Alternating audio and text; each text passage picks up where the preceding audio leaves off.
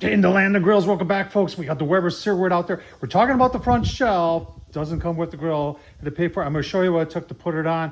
We're going to talk about price too. You know, there's always been debate. Should, you know, obviously this is something for them to make money on. It's like buying the burger and someone asking, do you want fries with it? Of course you want fries. Well, of course I want a front shelf. Now Traeger does the same thing. They have no front shelf. They got that fancy one that clips on here that I got hanging on the back of the grill back there.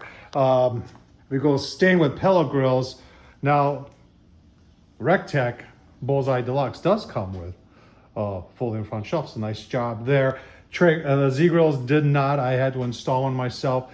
The Pit Boss, it's narrow, but it does come with the front shelf. Masterbuilt, same thing. I had to put my own front shelf. The big guys back there usually have enough shelf space, or they have a well, you can see they have a smaller shelf that folds up right there. Let's show you what I took to put it on the old Weber Searwood. Right, let's go through the directions. It doesn't appear to be too much. You're putting a couple brackets on. That's these guys right here. There's a couple screws and a washer, and they even give you a wrench to put it together. Overall quality of the shelf itself is pretty heavy duty. Let's put it together. Right, start off by taking off this one, which is actually a Phillips head. And this is one that you put together already for the legs. The top one stays on. And then what you do is you just put one of these in. And I think you put it loosely, and I got this one loosely on there. We'll do the other side. I have a feeling it's to make everything line up with the shelf. All right, after following the directions, when you put those first two in, you gotta have it loose, because that bracket there has to twist out like this in order to get that in there. I don't know what it is about these tapered screws that they have on this grill, that guy right there.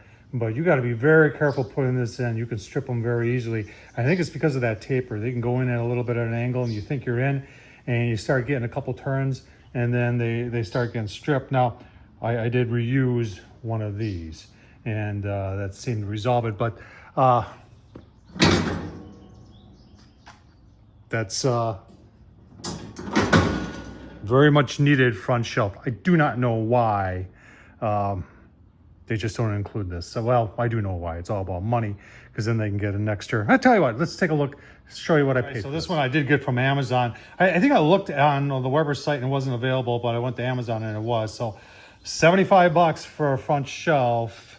Tell you what, let's show you the dimensions. All right, so dimensions you can see are 12 inches by 20, let's just call it 23. So good size shelf. This is perfect.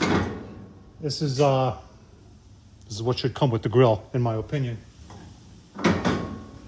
Tom Horsman of YouTube, what do you think? Should it come with the grill? I think I know what you'll say.